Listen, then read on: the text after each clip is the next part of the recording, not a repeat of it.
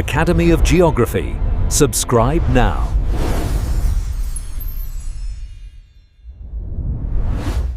এমন একটা নদীর কথা ভাবা যাক যেটা শুধু জল বয়ে নিয়ে যায় না, বয়ে নিয়ে যায় কোটি কোটি মানুষের বিশ্বাস, তাদের সংস্কৃতি, তাদের জীবন। হ্যাঁ, আজ আমরা কথা বলবো সেই গঙ্গা নদী নিয়ে, ভারতের পবিত্র প্রাণরেখা। মানচিত্রে তো এর বিশালতাটা দেখাই যাচ্ছে, তাই না? কিন্তু এর আসল পরিচয়টা ওটা লুকিয়ে আছে এর পাড়ে বসবাস করা মানুষগুলোর জীবনে। মানে জন্ম থেকে মৃত্যু, উৎসব থেকে শুরু করে চাষাবাদ, সব কিছুতে গঙ্গা যেন ওতপ্রোতভাবে জড়িয়ে আছে। এটা শুধু একটা নদী না, বলা যেতে পারে এটা ভারতেরই হৃদস্পন্দন। তো চলুন প্রথমে কয়েকটা সংখ্যা দিয়ে এর বিশালতাটা একটু বোঝার চেষ্টা করি। এর দৈর্ঘ্য শুনলে অবাক হতে হয়, ২,৫০০ কিলোমিটারেরও বেশি। ভাবুন তো একবার, কলকাতা থেকে দিল্লি গিয়ে আবার ফিরে এলেও এর থেকে কম পথ হয়। আর এই বিশাল দৈর্ঘ্যের জন্যই কিন্তু গঙ্গা ভারতের দীর্ঘতম নদী। আর এর অববাহিকা, মানে যে বিশাল এলাকা জুড়ে এর জল ছড়িয়ে পড়ে, সেটা প্রায় ১১ লক্ষ বর্গ কিলোমিটার। পুরো ভারতের যা আয়তন তার 1/4 চেয়েও বেশি। চিন্তা করা যায়, এই বিশাল এলাকা জুড়ে কোটি কোটি মানুষের জীবন কিন্তু সরাসরি এই নদীর ওপরই নির্ভরশীল।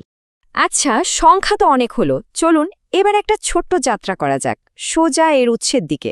দেখব ঠিক কোথা থেকে এই বিশাল নদীর জন্ম হচ্ছে, যেখানে বরফ গলে তৈরি হয় জলের ধারা।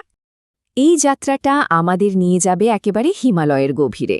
সেখানে গঙ্গোত্রী হিমবাহের ঠিক শেষে গোমুখ নামে একটা বরফের গুহা আছে, আর সেখান থেকেই জন্ম নিয়েছে এই পবিত্র জলের ধারা।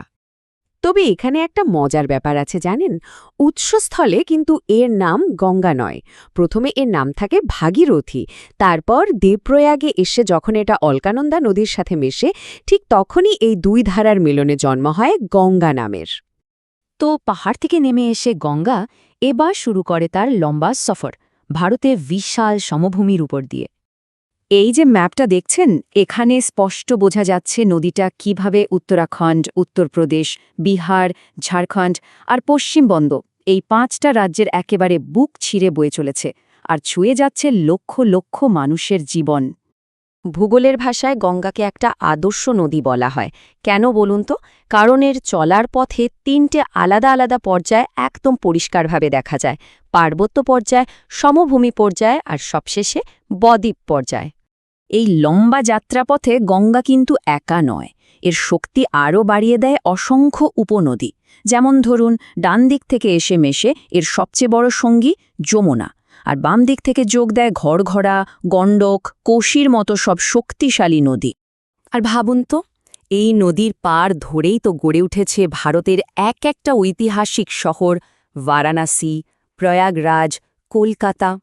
মনে হয় যেন প্রত্যেকটা শহর গঙ্গার বিশাল গল্পের এক একটা পাতা। আচ্ছা, এবার চলুন আমরা নদীর যাত্রার একদম শেষ পর্যায়ে চলে যাই। দেখব কিভাবে হাজার হাজার কিলোমিটার পথ পেরিয়ে সে সাগরের সাথে মিলিত হয়। পশ্চিমবঙ্গে এসে মুর্শিদাবাদের ধুলিয়ানের কাছে গঙ্গা দুটো প্রধান ভাগে ভাগ হয়ে যায়। একটা শাখা যেটা পদ্মা নাম নিয়ে সোজা বাংলাদেশে ঢুকে পারে, আর অন্য শাখাটা ভাগীরথী হুগলি নাম নিয়ে আমাদের পশ্চিমবঙ্গের ওপর দিয়ে বয়ে চলে। আর সাগরে মেশা ঠিক আগে গঙ্গা তৈরি করেছে এক অবিশ্বাস্য জিনিস, পৃথিবীর সবচেয়ে বড় বদ্বীপ, আমাদের সুন্দরবন।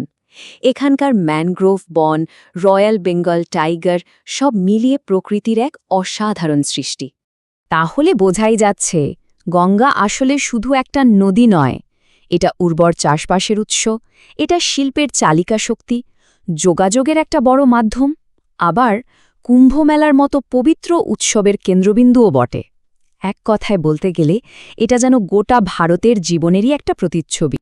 এতক্ষণ তো আমরা দেখলাম যে গঙ্গা কিভাবে ভারতের সত্যিকারের প্রাণরেখা হয়ে উঠেছে, কিন্তু দুঃখের বিষয় হল এই প্রাণরেখাটাই আজ বড় সংকটে। এখানেই একটা বড় প্রশ্ন উঠে আসে, যে নদীটা ভারতকে এত কিছু দিল, তাকে আমরা কতটা সুরক্ষিত রাখতে পেরেছি? আর এটাই হয়তো সবচেয়ে বড় পরিহাস, তাই না?